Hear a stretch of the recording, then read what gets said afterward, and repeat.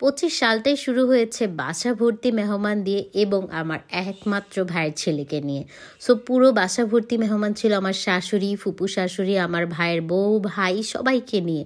আর এই কয়দিন আমি ব্লগ দিতে পারিনি, এই জন্যই সবাইকে নিয়ে অনেক বেশি ব্যস্ত ছিলাম। শপিং, খাওয়া দাওয়া, রান্না বাড়া, তার পাশাপাশি তো ঘোরাফেরা, খাওয়া দাওয়া আছেই। আর আমি এই কয়দিন সবাইকে কি কি রান্না করে খাইয়েছি, সারাদিন কি করেছি, কোথায় কোথায় ঘুরতে গিয়েছি, 2 দিনের একটা ব্লগ নিয়ে আজকে এসেছি আপনাদের সাথে। যেহেতু এতদিন ব্লগ দেইনি, এজন্য বড় একটা ব্লগ নিয়ে এসেছি। তো চলুন কি কি রান্না বান্না করে শাশুড়ি মা এবং সবাইকে খাইয়েছি সবকিছু দেখে আসি।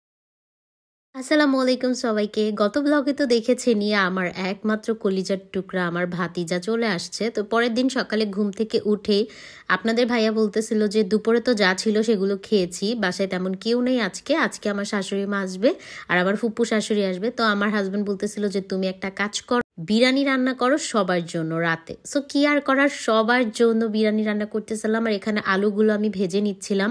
আমার আবার ডিমান্ড, সে আলু ভাজা মানে আলুটা ভেজে দিতে হবে বিরিয়ানিতে, তাহলে সে খাবে তেহারি স্টাইল। কি আর করার, জামাইয়ের আবদার পূরণ তো করতেই হবে। আর আমার হাতের এই বিরিয়ানিটা আমার ভাই, ভাইয়ের বউ, আমার হাজবেন্ড খুব পছন্দ করে। ইভেন আমার এই বিরিয়ানিটা আমার নিজেরই খুব পছন্দ। আমি এই বিরিয়ানিটা একদম অল্প কিছু উপকরণ দিয়ে রান্না করি, বাট এত বেশি মজা হয়, রেস্টুরেন্টের থেকে বেশি ভালো লাগে আমাদের। একটু তেহেরি টাইপের হয়। আর এই বিরিয়ানিটা গরুর মাংস না, মুরগির মাংস দিয়ে অনেক মজা লাগে। আর অবশ্যই ফার্মের মুরগি হতে হবে, তাইলে আরো বেশি টেস্টি লাগবে, যেভাবে আর কি আমি রান্না করি এই বিরিয়ানিটা। সো আলুগুলো একদম মেরুন কালারের হবে, তখন হচ্ছে আমি নামায় নিব। আর আমি জানি না ক্যাপকাটে কি হয়েছে, একটা ভিডিও এডিট করতে নিলে 3-4 ঘন্টা লেগে যায়। অ্যাড, এটা সেটা সব কিছু মিলিয়ে একদম ফেড আপ আমি। এই জন্য আরো বেশি আমি হচ্ছে ভিডিও এডিট করতে এখন বসি না, যেহেতু আমার অনেক কাজ থাকে। সো ভিডিও মানে করা বা ব্লগিংটাই আমার মূল উদ্দেশ্য না। সো এটা হচ্ছে আমার সব কাজের পাশাপাশি করি, এই জন্য এত টাইম লাগে দেখে এখন করিও না। তারপর হচ্ছে পেঁয়াজগুলোকে হালকা বেরেস্তা টাইপের করে ভেজে নিয়ে এখানে বিরিয়ানির মশলা ঢেলে দিলাম। তারপর আমি দিব গুঁড়া বাদাম। গুঁড়া বাদাম আমার বাসায় সবসময় থাকে, কারণ হচ্ছে অনেক ধরনের বাদাম ইয়াসাকে আমি খাওয়াই। সো সেখান থেকে আমি হচ্ছে গুঁড়া বাদামটা একটুখানি কি বলে লিকুইড টাইপ করে তারপর হচ্ছে এখানে ঢেলে দেই। তারপর দিব টক দই। তারপর হচ্ছে মাংসটা দিয়ে ভালোভাবে কষাবো যে পর্যন্ত তেল না উঠে। মাংসটা যখন কষে যাবে তারপরই হচ্ছে পোলার চালগুলো দিয়ে অল্প একটু পানি দিব। পোলার চাল যতটুকু দিয়েছি তার দ্বিগুণ পানি দিয়ে একদম ভাপে ঢেকে দিব। অনেক ঝরঝরে বিরিয়ানি হয়, ট্রাস্ট মি। এভাবে রান্না করে দেখবেন, অনেক বেশি মজা লাগে। তেমন কিছুই না, একটা বিরিয়ানির প্যাকেট মশলা, তারপর হচ্ছে টক দই, গুঁড়া বাদাম, এগুলো দিয়ে আপনি যদি রান্না করেন আপনার বিরিয়ানি খেতে অনেক মজা হবে, যেটা আমার হয়। সবাই অনেক পছন্দ করে, ইভেন আমার বিরিয়ানিটাই আমার অনেক ভালো লাগে। ক্যামেরাতে খুবই ছোট ফ্রাই প্যান লাগছে, বাট ট্রাস্ট মি এটা অনেক বড় একটা ফ্রাই। এটার মধ্যে প্রায় 15 জনের বিরিয়ানি হচ্ছে রান্না করা যায়। আজকে আমি প্রায় 7 জনের মতো বিরিয়ানি রান্না করতেছি, মানে 1 কেজি চালের বিরিয়ানি রান্না করতেছি। 1 কেজি চালে 7-8 জন ইজিলি খাওয়া যায়। আর মাংস দিয়েছি হচ্ছে আমি 1 কেজির বেশি, 2 কেজি মাংস দিয়েছি আর 1 কেজি চাল দিয়েছি, ভরপুর আজকে আমরা খাবো খুবই মজা করে। বিরিয়ানিতে মাংসটা বেশি হলে এত খেতে ভালো লাগে। তার সাথে অল্প কয়েকটা আলু দিয়েছি, কারণ আলু সবাই লাইক করে না, শুধু আমার জামাই আর আমি আলুটা লাইক করি। আমার হাজবেন্ডই বেশি পছন্দ করে। মাংসটা যখন একদম কষে আসবে তখন আলুগুলো দিয়ে দিলে কি হবে, একটু সফট হবে। আলু কিন্তু অলমোস্ট হয়ে গিয়েছে, দেখা যায় ঝোলটা ভিতরে ঢুকবে, খেতে এত মজা লাগবে যখন খাবেন। আলুটা ভিতর থেকে একটা অন্যরকম ক্রেভিনেস বের হবে, অনেক মজা লাগে খেতে। যাই গ্রেভি টাইপের একটা খাবার, এই বিরিয়ানিটা এত মজা লাগে। আমরা জামাই বউ এটা প্রায় রান্না করে খেতাম, বাট এখন সময় স্বল্পতা সবকিছু মিলিয়ে না এরকম ভারী খাবার সব মেহমান আসলেই রান্না করা হয়, কারণ ও ব্যস্ত থাকে ওর কাজ নিয়ে, আর আমি অনেক ব্যস্ত থাকি। আর এখানে আমার একমাত্র ছোট দেবর, সে এসেছে আমাকে হেল্প করার জন্য, সে সালাদ কাটতেছিল। ওরা ভাইরা খুবই হেল্পফুল, দেখেন মাশাআল্লাহ। ওর এই জিনিসগুলো না ফ্যামিলি থেকেই মানুষ শিখে, বউদেরকে হেল্প করা। ও দেখতেছিল আমি আসা আমাকে খুব জ্বালাচ্ছিল, এই জন্য ও এসে আমাকে হেল্প করতেছিল যে ভাবি আমাকে দেন, আমি সালাদটা করি। দেন রাতে খাওয়া দাওয়া শেষ, আমার হচ্ছে কারেন্ট চলে গেছে ভিডিওটা যখন করতেছি। বাসায় কিছু ফ্রুট ছিল, নষ্ট হয়ে যাবে, এই জন্য আমি ভাবলাম আজকে না খেলে এগুলো নষ্ট হয়ে যাবে, ফ্রুট সালাদ করে খেয়ে ফেলি। আমার ফ্রুট সালাদ খুবই পছন্দ, আমি অনেকগুলো ফল একসাথে করে হালকা একটু ইয়োগার্ট মিক্স করে খেয়ে ফেলি। এটা আমার কি যে ভালো লাগে। আমার মতো এমন কে কে খান? আমি শুধু আপেল একদমই খেতে পারি না, সো এরকম করে যদি অনেকগুলো ফল একসাথে হয় খেতে ভালো লাগে। তার পরের দিন সকালে এই ব্লগটা, এটা হচ্ছে তার পরের দিনের একটা ব্লগ। সকালে উঠেই হচ্ছে আমার শাশুড়ি মা আমাকে ঘুম থেকে উঠাইছে, মা রাতে চলে এসেছিল। তারপর হচ্ছে সকালে উঠে সব সবজি টবজি কেটে নিয়েছি। আজকে বেশ আয়োজন হবে, বেশ আয়োজন কি অল্প স্বল্পই রান্না হবে, বাট বেশি পরিমাণে রান্না হবে, কারণ আমার ফুপু শাশুড়ি এসেছে, আমার শাশুড়ি এসেছে। গরুর মাংস একদম টাটকা টাটকা আপনাদের ভাইয়া হচ্ছে কিনে নিয়ে আসছে, আপনাদের ভাইয়া না, মানে আমার দেবর কিনে নিয়ে আসছে। যাই হোক, তখন আমি ঘুমাইছিলাম, উঠে দেখি বাজার সদাই সব করা শেষ। আর ইলিশ মাছ ছিল ফ্রিজে কিছু, সেগুলোই নামিয়ে নিয়েছে। আমি সব একসাথে করে এখন রান্না করব। অলমোস্ট ভাতটা বসাই দিছে আমার শাশুড়ি। ঘুম থেকে উঠেই দেখি এখানে হচ্ছে প্রায় 7 জনের মতো ভাত খেতে পারবে, ওই পরিমাণে বসানো হয়েছে। তো এখানে ভাত রান্না করতেছে, আর ওইখানে হচ্ছে ইয়াশা আমাকে হেল্প করার চেষ্টা করতেছিল। আমার মেয়েটা খুবই লক্ষ্মী, মাশাআল্লাহ, সে সব সময় মাকে হেল্প করতে চায়। এখানে হচ্ছে আমি গরুর মাংসগুলো হচ্ছে একদম কষায়া রান্না করবো। এখন আমার হাতে গরুর মাংসটা আমার জামাই কি যে পছন্দ করে, যখনই রান্না করি বলে তুমি একটু মজা করে রান্না করবা। ও খুবই আমার হাতের খাবার ইদানিং অনেক পছন্দ করে। ইদানিং না, মানে যতদিন ধরে আমরা আছি, মানে আমাদের 3 বছর হয়ে গিয়েছে আমরা একসাথে আছি। আমি আগে একদমই রান্না করতাম না, ওই আমাকে রান্না শিখেছে, বাট এখন ওই বলে যে তোমার রান্না অনেক মজা হয়। আলহামদুলিল্লাহ, আসলে হাজবেন্ডের মুখে প্রশংসা শুনতে কিন্তু খুবই ভালো লাগে। আপনি যখন একটা খাবার রান্না করবেন, আপনার হাজবেন্ড যখন বলবে যে বউ মাশাআল্লাহ অনেক মজা হয়েছে, তখন কিন্তু রান্নাটা পুরো সার্থক, আর কষ্টগুলো না কোনো গায়েই লাগে না। আর এখানে গ্যাস একদমই কম আমার, যদিও মানে কাঠের গ্যাস, তারপর ওই দিন মেইন গ্যাস একদমই ছিল না কোনো এলাকাতে, এই জন্য আমাদেরও গ্যাস কম ছিল। আর এখানে আমার ছোট্ট সোনামণিটাকে ওই দিন আমি অনেক মেরেছিলাম, ও হচ্ছে মায়ের খায় ঘুমায় গেছে। মারার পর আমার নিজেরই এত মায়া লাগতেছিল ওর জন্য, আমি অনেক কান্নাও করছি, একা একা কাউকে বুঝতেও দেই নাই। মানে কান্না করছি বলতে আমার নিজের কাছে এত গিল্টি ফিল হচ্ছিল যে আমি আমার বাচ্চাটাকে মারলাম। তারপর ওকে ঘুম পাড়ায় দিয়ে আমি আবার মাছটা ভুনা করতে চলে আসছি।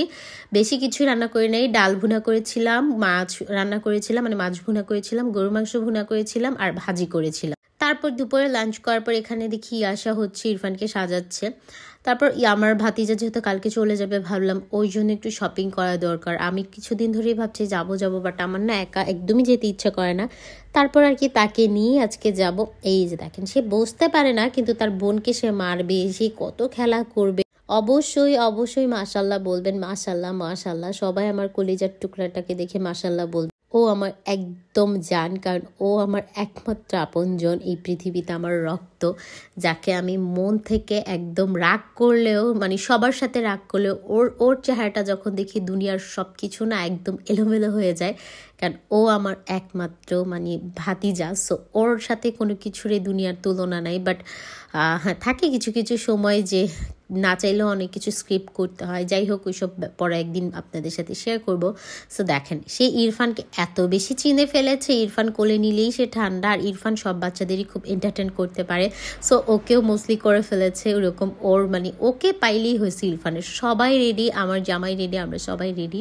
সো আমরা হচ্ছে এখন শপিংয়ে যাব। সো যখন যাব তখন ভাবলাম যে আমার ফুপু শাশুড়ি এসেছে, ওনাকেও একটু শপিং করে দিই, যেহেতু উনি আমাদের বাসায় প্রথম। এই ফুপু শাশুড়ি হচ্ছে আমার ফুপু শাশুড়ি 3 জন, সো উনি হচ্ছে প্রথম এসেছে, আর 2 জন এসেছে অন্য কাজে, বাট উনি মোস্টলি এসেছে আমাদের বাসাটাই মানে তার একমাত্র মানে তার ভাতিজার বাসাটা দেখতে আসছে, তার সংসারটা কেমন যাচ্ছে সবকিছু দেখতে আসছে, যে আমরা কিভাবে আমাদের ছোট্ট সংসারটাকে সাজাইছি সবকিছু। আর এখানে আপনাদের ভাইয়ার সাথে আমি কথা বলতেছিলাম কি নিয়ে যাওয়ার। ও আজকে একদমই রেডি হয় নাই, প্রিপারেশন নেয় নাই। সো বলতেছে না আমি ক্যামেরাতে আসবো না, তুমি আমাকে নিও না। সো আমি এখানে ওর সাথে একটু মজা নিচ্ছিলাম। তারপর আমরা বের হয়ে যাই। রিহান দেখেন একদম এত শীত, আর ও বের হওয়ার সময় একদম ঘুমিয়ে গেছে। আমি জানি না, মোস্টলি বেশিরভাগ বাচ্চারাই এমন করে, মার্কেট বা কোথাও যেতে নিলেই ঘুমিয়ে যায়। ইয়াসাও ছোটোবেলা একদম রিস্কায় উঠলে, এখনও প্রায় রিস্কায় উঠলে যাওয়ার সময় না, ইয়াসা আসার সময় একদম ঘুমিয়ে যায়। এটা ঘুরতে যাই বা খেতে যাই বা যেখানে যাই, এটা ওর একটা রুলস হয়ে গিয়েছে। আমার বাসার কাছে যেহেতু তালতলা মার্কেট, তালতলা চলে আসছে। এই দেখেন রিহান এখন কিন্তু সে ঘুম থেকে উঠে গেছে, তাকে একদম পান্ডা পান্ডা লাগছে না? মাশাল্লাহ মাশাল্লাহ। অনেক কাপড় চোপড় দেখতেছিলাম, এইগুলো আমার একটু ভালো লাগে না। পরে আরেকটা দোকানে যাই, আরেকটা দোকানে যে অনেক কিছু দেখছি। ইয়েলো কালার এটা নিয়েছি। এই স্যুটটা খুবই আরাম বাচ্চাদের, মানে একদম সফট, ভিতরে হচ্ছে একটু থাকে না যে একটু উল টাইপের, যেটা পরলেও শীত লাগবে না। তারপর এখানে আরও কিছু ড্রেস দেখতেছিলাম, এই দোকান থেকে 2টা নিয়েছি। এটা নিয়েছি কিনা আমার মনে নাই, এটা মেবি নিই নেই। এটার আরেকটা কালার ছিল, ওইটা নিয়েছি। এই টাইপের আরেকটা কালার ছিল। সো ওর জন্য কিছু ড্রেস কিনেছি, কিছু ড্রেস কিনলাম এই দোকান থেকে, আরেকটা দোকানে চলে আসলাম। সো এখানে আমার ফুপিকে দেখেন, মাশাল্লাহ মাশাল্লাহ আলহামদুলিল্লাহ। আমার ভাতিজার জন্য সবাই দোয়া করবেন, আল্লাহ যেন ওকে সুস্থ রাখে, ভালো লাগে। হ্যাঁ, এটা একদমই আমার ভালো লাগে না, সো এটা আমি নিয়ে নিই। এই যে এখন যেটা খুলবে এটার হচ্ছে আরেকটা কালার ছিল, ওইটা আমরা নিয়েছি। আর দেখেন সে নিজের ড্রেস নিজে পছন্দ করে করে নিচ্ছে, কারণ ফুপি শপিং করে দিবে আর সে পছন্দ করবে না তা কি হতে পারে। সো এই যে এইটা আমরা নিয়েছিলাম, এইটা আমার কাছে খুবই ভালো লেগেছে। আমার কাছে না এরকম সফট টাইপের কালার খুবই ভালো লাগে, বাচ্চারা পরলে রংচং কালার পরলে একদমই ভালো লাগে না। আমার কাছে বেবির একটু সফট কালার পরবে, দেখতে সুন্দর লাগে। আর আমার কোয়েলজার টুকরাটা এমনিতেই অনেক কিউট মাশাল্লাহ। সো ও যা পরবে তাই ভালো লাগবে, বিকজ অফ এটা আমার ভাতিজা, আমার কলিজার টুকরা, আমার একমাত্র ভাইয়ের ছেলে। সো ও যা পরবে ওকে তাই ভালো লাগবে। দেখেন সে শপিং এসে ফুপির কাছে কোলে উঠে কি খুশি। আমি বলতেছিলাম আমাকে একটু ভিডিও করে দাও ওর সাথে। সো এখানে হচ্ছে এই দোকানে এই দুইটা নিয়েছি, এই দুইটা ওকে পরলে মাশাল্লাহ অনেক সুন্দর লাগবে, আমি জানি। আমার পছন্দে আমি সব কিছু নিয়েছি। এই যে এই দুইটা একটু কালারফুল নিয়েছি, একটা একটু কালারফুল নিয়েছি, একটা একটু ডিপ কালার নিয়েছি। আর এখানে চলে আসছে আমার শাশুড়ি, ফুপু শাশুড়িকে নিয়ে। আমার হাজব্যান্ড আগেই হচ্ছে ওনাদেরকে নিয়ে দেখতেছিল। এই দোকান থেকে আমার শাশুড়ি একটা শাড়ি নিয়েছে, ফুপু শাশুড়িও নিয়েছে। দেন আমার ফুপু শাশুড়িকে চাদরও হচ্ছে নিয়ে দিয়েছে, কাশ্মীরি শাল বলে, আই হোপ। যাই হোক, আমি শালটা অত বেশি একটা চিনি না, কাশ্মীরি শাল মেবি। সো ওগুলো নিলাম। তারপর হচ্ছে আমরা এখন খেতে যাব। আর দেখেন আমার ভাতিজা ভাবতেছে, ভাই আমার তো শপিং শেষ, আমাকে কেন তোমরা জ্বালাইতেছো, এবার একটু আমাকে বাসায় নিয়ে যাও বা কিছু খাওয়াইতে নিয়ে যাও। যাই হোক, ওর কথা কি ফেলতে পারি। তারপর আমরা বের হয়ে যাই খাওয়ার উদ্দেশ্যে। আজকে আমার আগে থেকেই ইচ্ছা ছিল আমার ভাইয়ের বউ বা ভাই আসলে আমরা যেখানে মাছ খাই ওদেরকে নিয়ে যাব, কারণ নারায়ণগঞ্জ এরকম সচরাচর ওরা খায় না, ওরা জাস্ট ফাস্টফুডটাই খায়। তো ভাবলাম সি ফুডগুলো ওদের খাওয়ালে ওদের ভালো লাগবে। বাট ওইখানে যেটা হয়, আমার শাশুড়ি এই খাবার দেখে বলে এগুলো কাঁচা মাছ, এগুলো খাবো না। বাট আমি বলছি মা আপনি মুখে দিয়ে দেখেন, মজা লাগবে। খাওয়ার পর ভাই পুরোটাই খাইছে সবাই। 2টা মাছ নিয়েছিলাম আমরা, কারণ মাছগুলো এত মজা ছিল। আর রুমালি রুটি নিয়েছি, যেখান থেকে যে 2টা মাছ আমরা নিছি, অনেক মজা ছিল মাছগুলো। সো সবারই অনেক পছন্দ হয়েছে মাছগুলো খাওয়ার পর, কারণ ওদের মাছ এত এত এত মজা। আমরা তো জামাইবু যখনই এখন তালতলা যাই এই ফিশগুলোই খাই। আমরা রেস্টুরেন্টে খুবই কম যাই এখন, কারণ এই ফিশগুলোর দাম বেশি হলেও খেতে এত টেস্টি। এই রেস্টুরেন্টে আসলে এই টাকার অর্ধেক টাকায় আমরা খেয়ে ফেলতে পারি, বাট দাম বেশি হলেও এখানে আসলে না খেতে অনেক বেশি মজা লাগে। সো যে জিনিসটা আপনার ভালো লাগবে সেটা যত দামি হোক আপনার কিন্তু খেতেই হবে, বিষয়টা আমাদেরও এমন হয়ে গিয়েছে। আর এখানে সে তার ফুপার কোলে উঠেছে, কারণ সে বিরক্ত হয়ে যাচ্ছিল, খাবার দিতে দেরি হচ্ছিল। সো তার দেরি একদমই ভাল লাগছিল না, কারণ সে তার বাবার মতো যেখানেই যাবে তাড়াহুড়া করবে, কান্নাকাটি করবে, একদমই থাকতে চাবে না। দেখেন এখন মনে হচ্ছে না ছোট্ট হৃদয় এখানে দাঁড়িয়ে আছে, একদম আমার ভাইয়ের মতো লাগছে মাশাল্লাহ। দেখেন ফুপার সাথে কত কথা তার, ফুপাকে মারবে, ফুপাকে আদর করবে। সো এখানে আমাদের মাছগুলো চলে এসেছে, রুটিও চলে এসেছে, খাওয়া দাওয়া করবো, তারপর আমরা বাসায় চলে যাবো। সো এই ছিল আজকের আমাদের এই ব্লগটা। সবাই আমাদের জন্য দোয়া করবেন। 2 দিনের একটা অনেক বড় ব্লগ আপনাদের সাথে শেয়ার করলাম। আল্লাহ হাফিজ, tata, bye bye, happy new ইয়ার।